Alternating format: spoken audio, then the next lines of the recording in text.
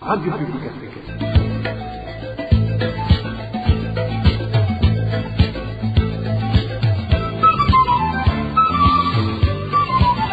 Radio Publique Africaine.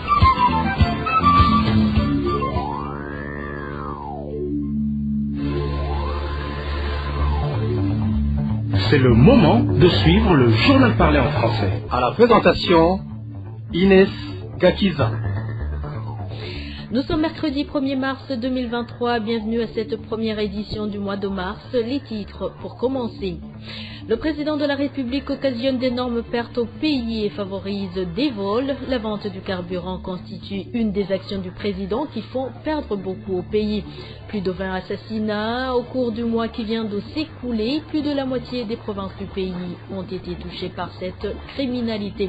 Et la dernière partie de ce journal est réservée à l'interview accordée par le rapporteur spécial de l'ONU sur la situation des droits de l'homme au Burundi. Il fera l'évaluation de la situation des droits de l'homme et sa proposition de sortie de cette crise des droits de l'homme. Voilà pour le sommaire. Encore une fois, bienvenue, je viens de vous le dire, le Burundi enregistre d'énormes pertes suite à certaines actions du président Evariste Ndayishimiye car elles donnent lieu à des vols organisés. La vente du carburant avec plusieurs avantages par une société dénommée Prestige dont fait partie son épouse en est l'exemple illustratif de ces actions du numéro 1 burundais. Selon nos informations, Evariste Ndayishimiye passe par le général Île-de-France Habarurema, patron des services nationaux des renseignements pour mener ces actions. Jusqu'à l'heure actuelle, les services de l'OBR et de la présidence s'abstiennent de tout commentaire. Les détails avec Eloge Divin Remesha. Ils avaient planifié une manifestation qui allait se faire un samedi. Ici, le président Evariste Ndayishimiye se trouvait dans les enceintes de la permanence nationale du parti CNDD-FDD où il prêchait la parole divine et revenait sur la pénurie du carburant qui s'observait au pays. C'était au mois d'août 2022. Ce jour-là, le président Ndayishimiye a expliqué que les dites manifestations allaient être causées par le manque de carburant dans le pays. Pour arriver à leur objectif, ils avaient planifié de cacher le carburant pour engendrer une pénurie et créer par cette occasion des mécontentements chez la population, lesquels mécontentements auraient abouti à une manifestation. Ils se disaient que de cette façon, ils allaient reproduire encore une fois ce qui s'est passé en 2015. Mais Dieu m'a montré ses planificateurs et leurs plans. Je me suis rendu chez ces gens et j'ai débloqué la situation, ce qui a fait que le carburant a vite été disponible. Ce samedi en question donc, le carburant était disponible partout. Toutes ces personnes qui ne veulent pas qu'on avance, Dieu me les a montrées. Après avoir déclaré cela, le président Ndayishimiye voulait dire aux Burundais que ceux qui sont derrière cette pénurie voulaient déstabiliser son règne.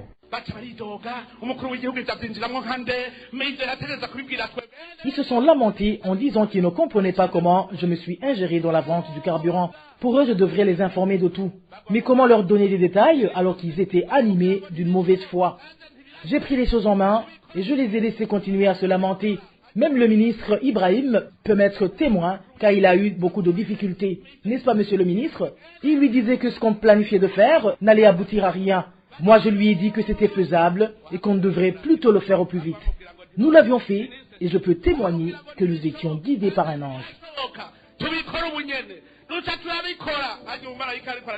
Le président Evariste Ndayishimiye savait ce qu'il entreprenait de faire après avoir déclaré qu'il s'engage à trouver une solution à la pénurie du carburant au Burundi. Par la suite, il a octroyé toute la commercialisation du carburant à une société dénommée Prestige, dont son épouse Angéline Ndayishimiye figure parmi les propriétaires. Cette société collabore actuellement avec la Régie des eaux, société étatique qui a été chargée officiellement de la commercialisation du carburant par le président Ndayishimiye. Des informations en provenance de l'OBR révèlent que depuis cette époque, cette institution chargée de la collecte des impôts et taxes enregistre une perte de 25 milliards de francs burundais par mois. Cette somme était auparavant collectée auprès des sociétés pétrolières qui faisaient la commercialisation du carburant. Selon nos sources, une perte de plus de 100 milliards a déjà été enregistrée par l'OBR jusqu'à présent. À côté de cela, la société Prestige a démarré ses activités avec un capital lui donné comme crédit par la Banque de la République du Burundi Burundi est estimé à 5 milliards de francs burundais par mois. Depuis le mois de septembre de l'année dernière, la société Prestige a obtenu un crédit de 60 millions de dollars, soit plus de 200 milliards de francs burundais. C'est la banque kenyane, la KCB, qui a accepté d'avaliser la société Prestige pour que la BRB accorde le crédit selon nos sources. Au mois de février dernier, la société Prestige a obtenu un autre crédit de 60 millions de dollars américains. Les informations qui émanent de la BRB révèlent que les ordres d'accorder ces crédits à la société Prestige sont intimés directement par le général Ildefonse Habarurema, l'actuel chef des services de renseignement burundais. Ce dernier agit quant à lui sur ordre du président Ndayishimiye, précise toujours nos sources. Vous saurez que toutes ces magouilles s'opèrent alors que le carburant importé par la société Prestige n'est pas totalement commercialisé sur le sol burundais. Nos sources révèlent que la Prestige commercialise en République démocratique du Congo une grande partie du carburant importé au Burundi dans l'objectif d'accumuler des devises et de gagner d'énormes bénéfices. Un des cadres de l'OBR avec lequel nous sommes entretenus n'a pas confirmé ou infirmé nos informations. Nous avons téléphoné le commissaire général de l'OBR, Jean-Claude Manilakiza, mais il n'a pas décroché son téléphone. Non plus, il n'a pas voulu réagir à un SMS qu'on lui a envoyé. Quant à Rosine Gatoni, porte-parole du président de la République, nous avons essayé de la joindre en vain par téléphone. Merci Éloge Divin des Méchats. Et dans l'entretemps, les raisons avancées par le directeur général de la Régie des eaux à propos du motif de la carence de carburant au Burundi ces derniers jours sont de gros mensonges selon ceux qui travaillent dans le secteur de la commercialisation du carburant au Burundi. Ces derniers expliquent que le problème de dysfonctionnement des GPS se trouvant sur les camions transportant le carburant, comme l'a indiqué le directeur de cette société en charge de la vente du carburant, ne serait pas la cause de la pénurie du carburant depuis tout ce temps, mais plutôt que le nœud du problème résiderait dans le manque de devises pour payer le carburant à importer. L'édité avec Emmanuel Niyongeko. C'était le 14 du mois de février dernier. Albert Manigomba, directeur général de la Régie des eaux, expliquait le motif qui est à l'origine de la pénurie de carburant qui s'observait depuis presque 2 semaines dans différents coins du pays. Cette autorité a ajouté que ce problème a été vite résolu, que les camions transportant le carburant importé sont en chemin vers le Burundi. Depuis le 8 février, il y a eu un problème à Dar es Salaam. Les GPS qui étaient sur les camions n'ont pas fonctionné. Alors ils ont pris la décision de tout arrêter. C'est ce petit problème technique qui est survenu. Nous avons parlé avec ceux qui se trouvent à Dar es Salaam et ils ont dit que ce problème a été résolu et que les camions ont repris la route. Malgré les propos de cette autorité, les employés dans ce secteur de la commercialisation du carburant au Burundi disent que ces arguments ne tiennent pas et que c'est de la tromperie, car selon eux, chaque camion transportant le carburant possède son propre GPS, donc que s'il arrive qu'un camion rencontre des problèmes, cela ne peut pas freiner les autres camions à continuer leur route.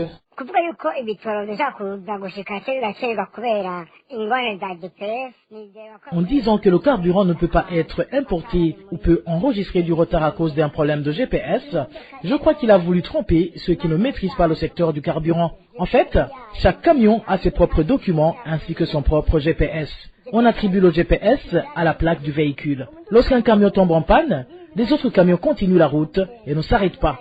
Le camion en panne patiente en attendant les réparations, car le système de l'Office des recettes de la Tanzanie, TR1 en sigle, suit de près le GPS du camion qui est tombé en panne.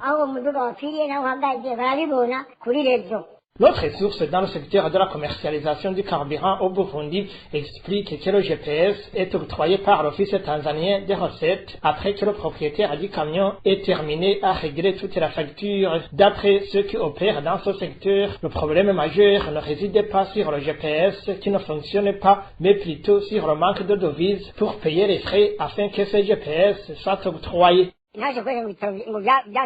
Qu'ils cessent de mentir en disant que c'est à cause des GPS qu'il n'y a plus de carburant. Une fois que la totalité de l'argent a été payé, le camion en provenance de Bujumbura entre à Dar es Salaam, embarque le carburant et repart le jour même. Mais si les camions sont partis avant le versement de la totalité de l'argent, ils attendent 2 à 3 semaines pour que la procédure de paiement soit achevée. Dire que c'est à cause du GPS, c'est un pur mensonge. Un autre effet que les employés dans ce secteur dénoncent, c'est que le camion qui s'est acquitté de tous les frais exigés n'a que 5 jours seulement pour quitter le territoire tanzanien. Cela fait 15 jours que le directeur général de la Régie des eaux ait annoncé que le problème de GPS a été résolu et que les camions transportant le carburant sont en cours de route. Pourtant, jusqu'à présent, il y a un manque criant de carburant de type essence dans tout le pays et le mazout aussi commence à manquer dans certaines localités.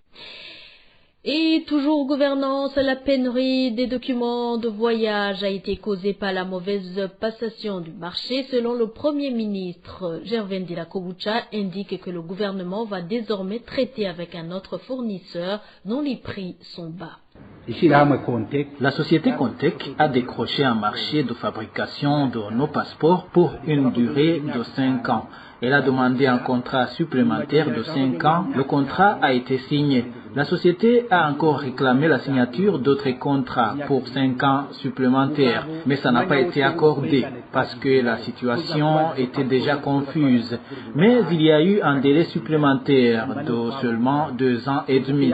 Nous avons passé beaucoup de temps dans un imbroglio. Nous leur demandions le prix des bouquets vierges, mais ils refusaient de nous le dire. Mais nous avons ensuite découvert ce qui se passait au juste. Ils nous vendaient ces livrets vierges à $20 chacun depuis le début de notre collaboration. Aujourd'hui, nous avons trouvé une société qui nous donne un livret à $12. Imaginez alors cet écart. C'est pourquoi il y avait des ruptures de stock à chaque fois. Mais je pense qu'avec la nouvelle société, il n'y aura plus de rupture de passeport. Nous attendons la dernière livraison de 50 000 passeports de Contec.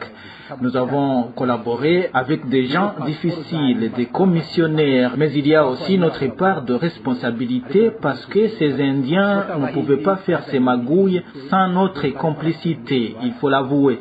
Avouer qu'on est malade, c'est l'une des étapes vers la guérison.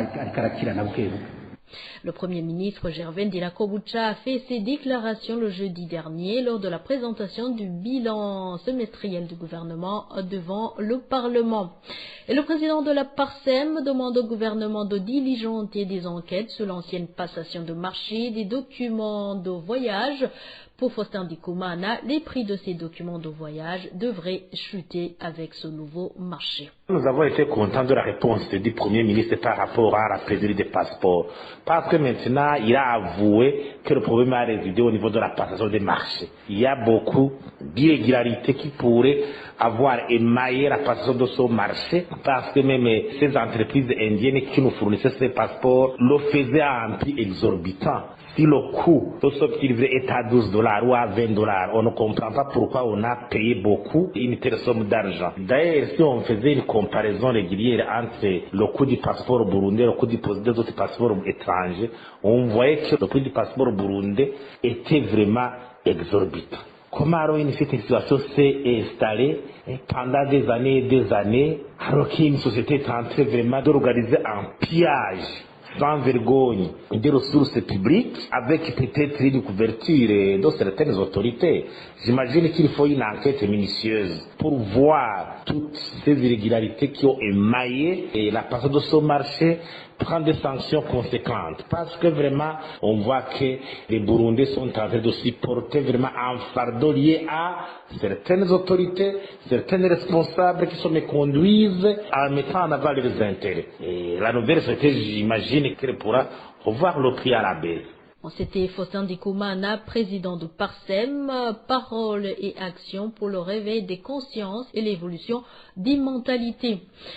Le chef de zone Kadira Bageni vient d'être substitué 24 heures après avoir été destitué par le gouverneur de la province Makamba. Une décision fustigée par certains administratifs de Makamba qui trouvent que non seulement elle a été prise en violation de la loi communale, mais elle est également injuste car contrairement aux fautes lui reprochées, cet administratif n'est victime que d'avoir osé révéler les malversations et magouilles opérés par le gouverneur de Makamba et l'administrateur de la commune Nyanzarak. Josiane Mozaneza. Inciter la population à se révolter contre l'autorité, insubordination, calomnie envers ses supérieurs hiérarchiques, ainsi que déstabiliser ses supérieurs en les faisant comparaître devant les juridictions. Telles sont les accusations ayant motivé la suspension du chef de zone Kadirabageni nommé Emmanuel Harimenshi. Cela transparaît du moins dans une correspondance datée du 27 février 2023 et signée Madame Françoise Ngodzirazana,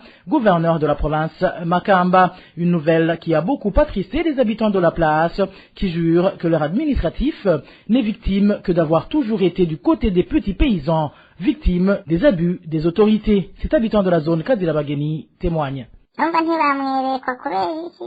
Au fait, ils n'auront jamais apprécié car c'est un homme rassembleur qui écoute tout le monde, peu importe son appartenance politique. Malgré qu'il est membre du parti CNDD-FDD, il ne persécute pas les membres du CNL ou de l'IPRONA comme le font les autres autorités issues du parti au pouvoir. C'est pour cela qu'il le taxe de vendu. Cette version de la population est confirmée par certains membres du conseil communal de Nyanzalak.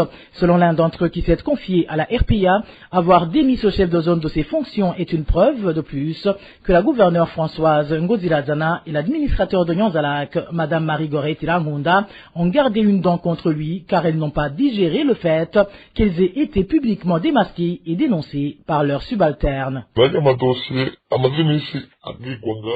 Au fait, dans toutes les enquêtes menées dans la zone Kadirabageni, les enquêteurs se dirigeaient en premier lieu vers lui en tant que responsable direct de cette entité.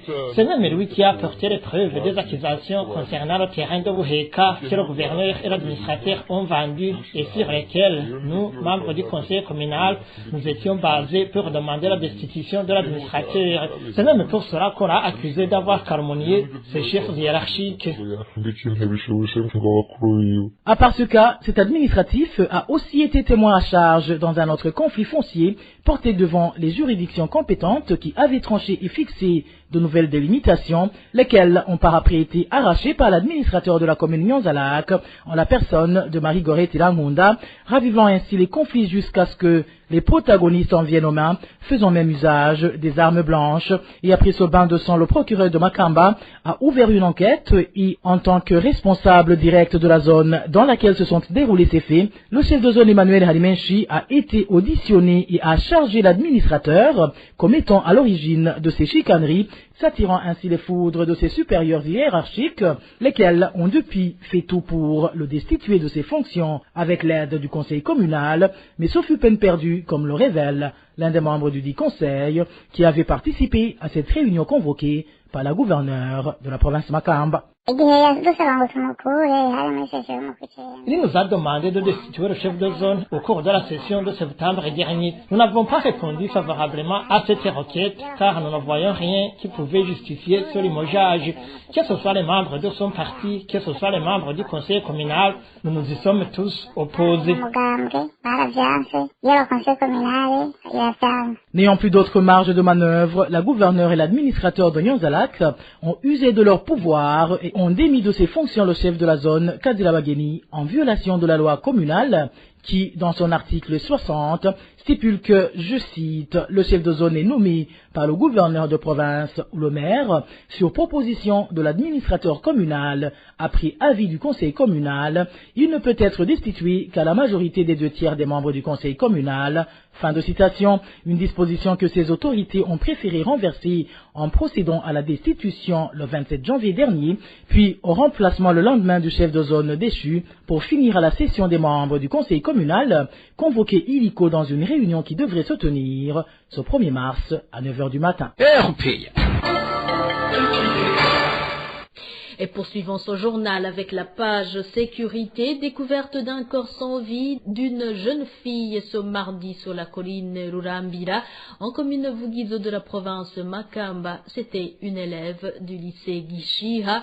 Elle avait disparu depuis le 23 du mois dernier. Le point avec Eric Nyanzima. Le corps sans vie découvert ce mardi est d'une jeune fille nommée Sophie Irakoze de la colline Rurambira. Cet enfant était élève au département social du lycée Gishiha en commune Vugizo Les informations en provenance de la localité où le corps a été découvert font savoir que la fille a été vue pour la dernière fois le jeudi dernier lorsqu'il se rendait à l'école avec ses amis. Au chemin du retour vers la maison, Sophie a dit à ses amis qu'elle devait passer chez le tailleur pour faire coudre ses habits et personne ne l'a revue. Ainsi, ce mardi vers 14h, un berger a découvert un corps sans vie tout près de l'endroit où son bétail était en train de brouter. Après s'être approché du corps, le berger a constaté que la personne tuée était Sophie Irakoze du lycée de Gishiha. Nos sources précisent que la défunte était enceinte et qu'elle avait une blessure au niveau de la tête. De plus, la victime aurait été tuée ailleurs et jetée à cet endroit. Selon les proches de Sophie Irakoze, jeudi, lors de son départ à l'école, elle avait rangé tous ses habits comme s'il avait l'intention de se rendre quelque part. Nos sources en commune Vouguizon disent que la défunte Sophie serait allée chez celui qui l'a enceinte et que ce responsable de la grossesse l'aurait tuée par la suite. Jusqu'à présent, l'auteur de ce crime n'a pas encore été identifié. Selon les informations en provenance de Gishiha, des enquêtes relatives à son meurtre sont en cours. Réapparition du phénomène de justice populaire en province Gitega, la capitale politique. 2 personnes accusées de vol ont été tuées par la population dans les communes de Gitega et Mutaro au cours du mois dernier de février. Certains habitants des 2 communes indiquent que les administratifs à la base ne font presque rien pour secourir les présumés voleurs lorsqu'ils sont en train d'être tabassés à mort par la foule. Onésime de Shemagidze nous en dit plus. Le premier des 2 présumés voleurs a été tué par la population à plusieurs coups de bâton, étant ligoté sur un arbre en date du 28 février 2023 vers 11h sur la colline Rukoba en commune et province de Gitega. Il a été battu à mort après avoir été appréhendé au domicile du nommé Dismas Izindazi en train de voler une plaque solaire. Selon les informations provenant des habitants de la colline Rukoba, ce bandit est passé par la fenêtre et a détruit le toit de la maison où il a fait passer la plaque solaire et la batterie. Les mêmes informations indiquent qu'après avoir constaté la présence d'un voleur au domicile, Janine Mbonima, l'épouse de Dismas Bizindazi, a vite alerté la population environnante et cette dernière est intervenue rapidement au moment où le voleur tentait de s'échapper. Il a été ainsi battu à mort par cette population. Le corps de la victime a été évacué vers la morgue de l'hôpital régional de Gitega. La police de la localité a confirmé ces informations et a fait savoir que les enquêtes sont en cours pour identifier tous les responsables de ce crime. En commune Mutaro, dans la même province de Gitega, un autre voleur a été tué par la population sur la colline Gerangabo le 25 février 2023. Nos sources sur place indiquent que le voleur s'est introduit dans la maison du prénommé Jean en passant par la fenêtre d'une chambre où dormait une fille de 15 ans. Selon les mêmes informations, l'adolescente a pu alerter malgré les menaces du bourreau. Elle a été poignardée ainsi que sa mère lorsqu'elle essayait de combattre l'ennemi. Elles ont été heureusement sauvées par la population qui s'est intervenue rapidement pour maîtriser le voleur. Les 3 ont été amenés à l'hôpital, mais le voleur a rendu l'âme après avoir arrivé à cette structure sanitaire suite au coup de bâton lui infligé par la population. Merci Onésime de Shemagidze. Et durant ce mois de février qui vient de s'écouler, la rédaction de la RPA a pu répertorier au moins 25 personnes assassinées. Ces crimes ont été commis dans 10 provinces.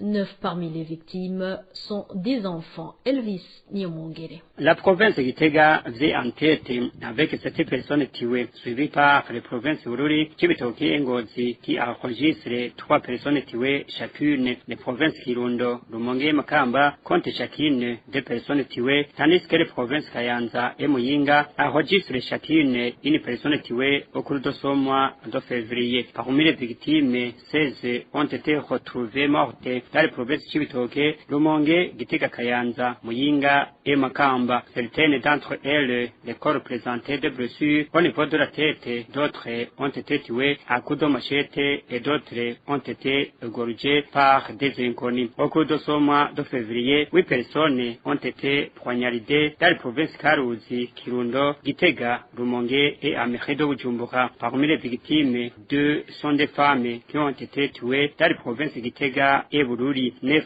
enfants ont été tués dans les provinces Makamba, Gitega, Kayanza, Kirundo et Ngozi. Parmi eux, 2 enfants ont été violés avant d'être exécutés par des inconnus en province Kirundo et Gitega. Les mobiles de ces assassinats sont surtout des conflits conflits familiaux, les vols et mobiles politiques. Quant aux auteurs de ces crimes, l'on signale des policiers et des imbonerakure.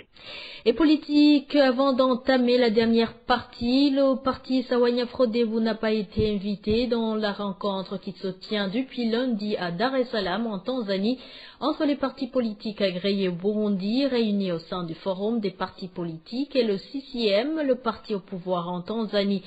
Des informations en provenance de ce parti indiquent qu'ils ont été étonnés de se voir exclus dans cette rencontre.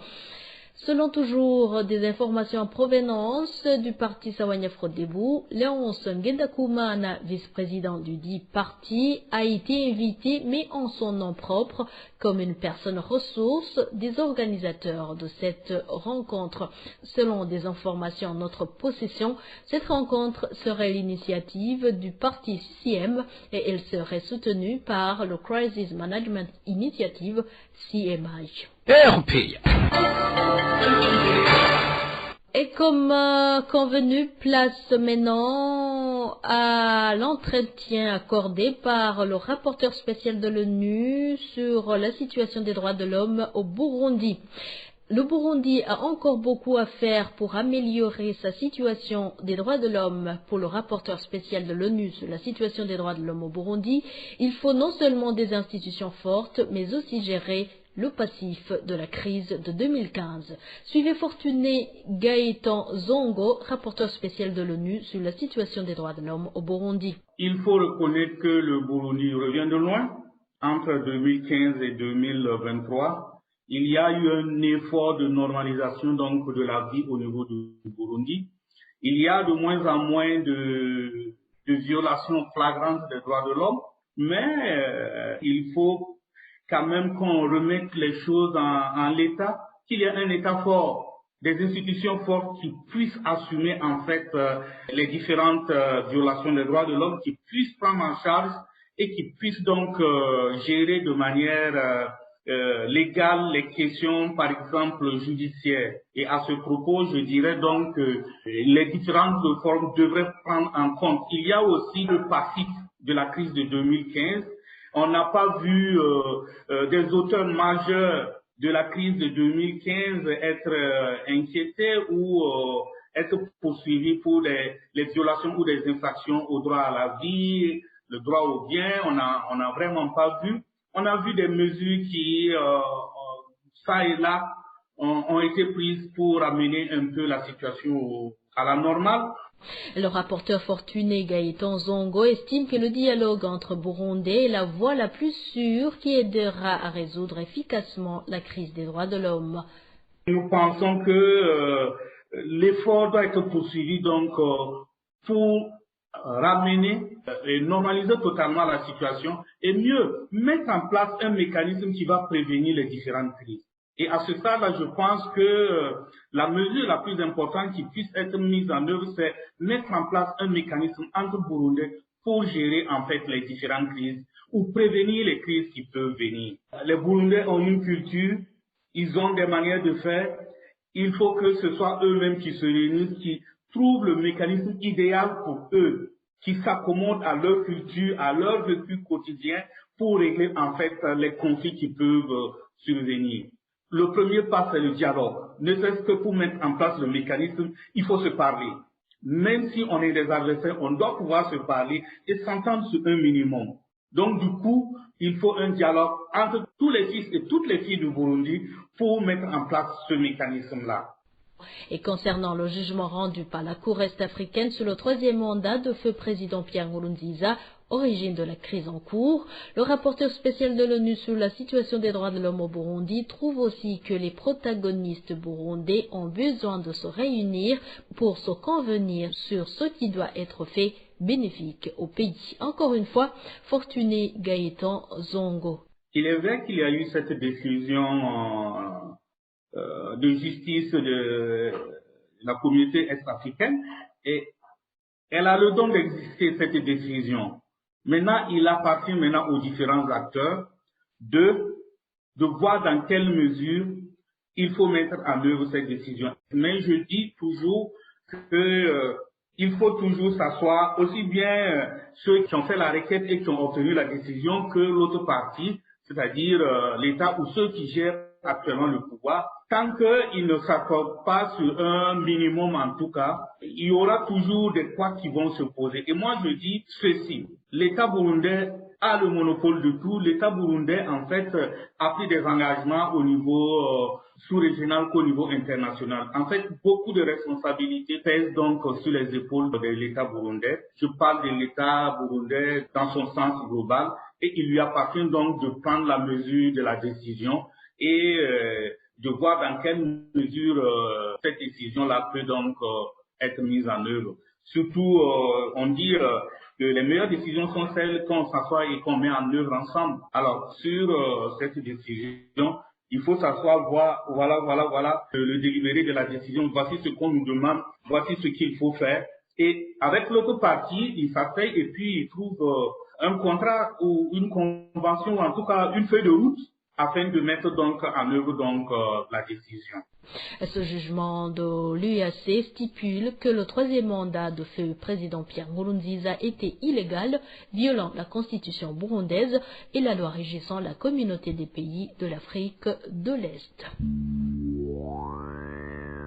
Et voilà, c'est par ici que nous mettons point final à ce journal. Merci de nous avoir prêté une oreille attentive. Merci à toute l'équipe de la rédaction ainsi qu'à l'équipe technique. Au micro, vous étiez avec Inès Gakiza et excellente soirée chez vous.